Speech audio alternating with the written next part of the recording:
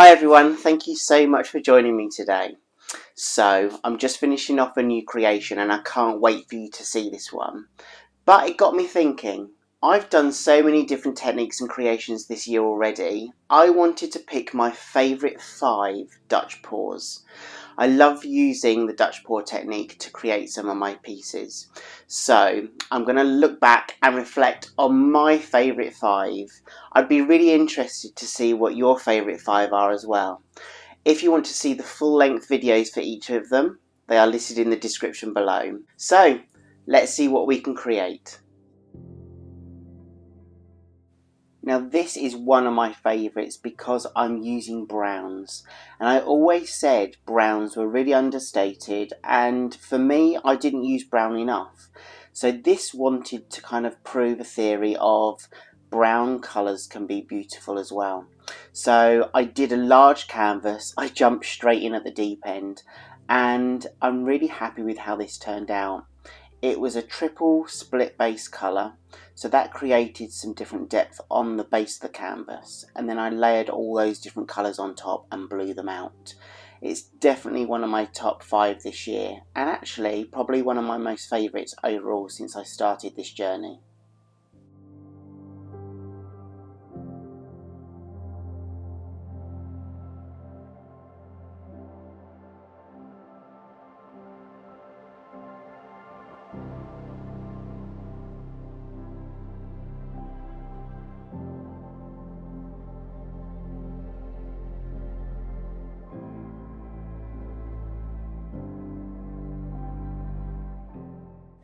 And when working on a large canvas like this, you'll see that I step back several times just to kind of get that view from above, or that view from a side of what the composition really looks like.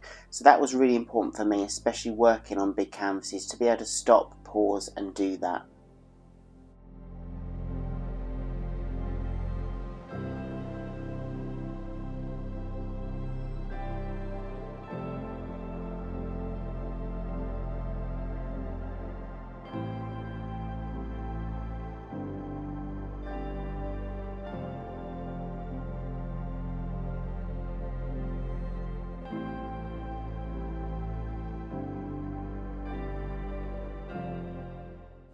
Ooh, now this was a commission piece and a chaos Dutch pour, and I used just some basic colours of grey, black and white, and I managed to produce such a stunning piece. The client was really happy, but this is probably one of the pieces that had a lot of interaction with you, the viewer, because it kind of demonstrated that you don't always have to use a whole range of colours to create a piece that showed movement and depth, and just using this kind of monochrome tone enabled that.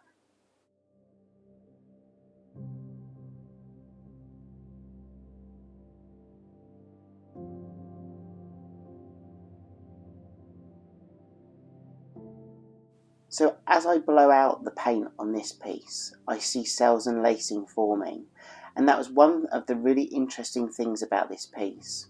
From the outset, I wanted to make sure that I had a balanced piece. So the middle part is very chaotic Dutch pour. The end parts, where I just wanted to keep the plain colour, that negative space, it's limited and minimal negative space, but I really think those ends on that piece really helped kind of bring the eye into the middle.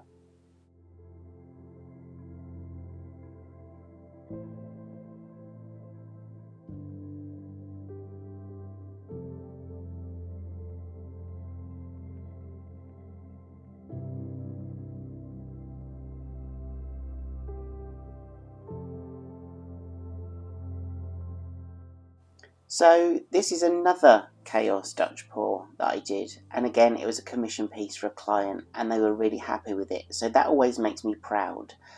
But it was a colour palette that I wasn't really used to. I tend to work with a lot of blues and I love green, and I kind of always, I suppose, play it safe with some of the colours that I experiment with. So using like a buff titanium with the greys and silver was really different for me. So that's probably why this stands out for me. And it's always great to try different palettes, even if you're not used to it, because sometimes you find a new favourite. And this is definitely one of my new favourite palettes that I've worked with previously, and I plan to work with again in the future.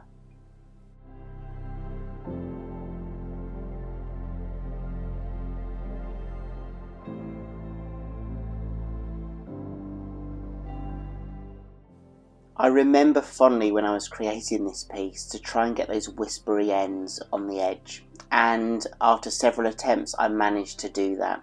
But never give up, and just always have a play around until you get the look that you desire.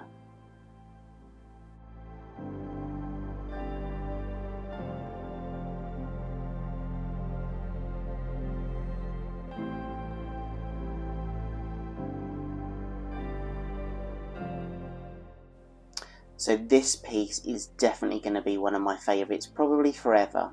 It didn't make #1 in this series, but it was very close. Just using some basic colours of grey, white, gold and black enabled me to create a really stunning piece that had a lot of lacing and cells. And I'm so proud because this piece sold and is with one of my friends in America.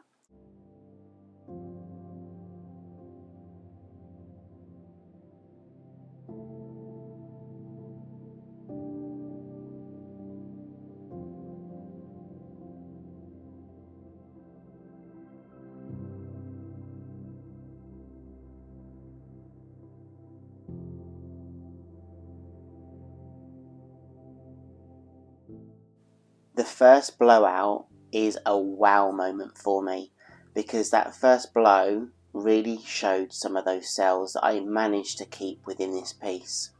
I really kind of stop and start with some pieces because I like to almost be in that moment of just appreciating what design comes out with the first and second blow.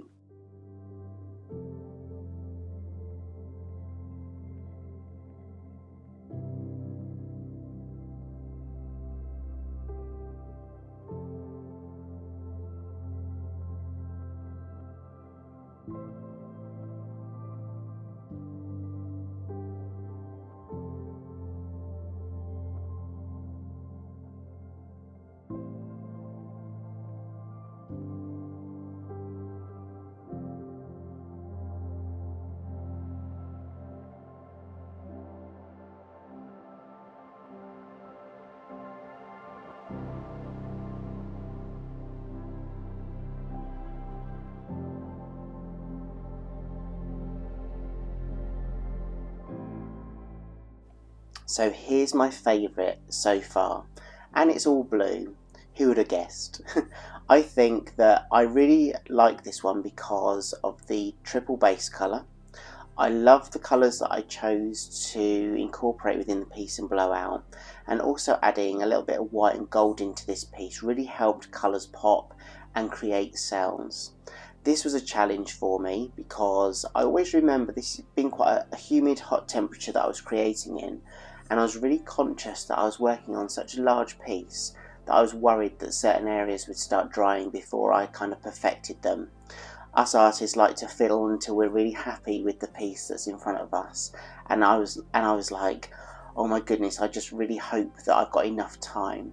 But always remember, when you're creating, just take that time. Don't always be in a rush, and that's one of the things that I've learned, and that's why this piece is really fun to me, because I really did take my time. I looked at the composition, I looked at the colours and the tones that I was using, and I loved that it dried exactly how I showed it on the screen. I really hope you've enjoyed seeing my favourite top 5 Dutch pours of 2022 so far. What are your favourites? I'd love to hear from you. Thank you so much for your support, and I hope to see you again soon. Have a great week, everyone. Bye.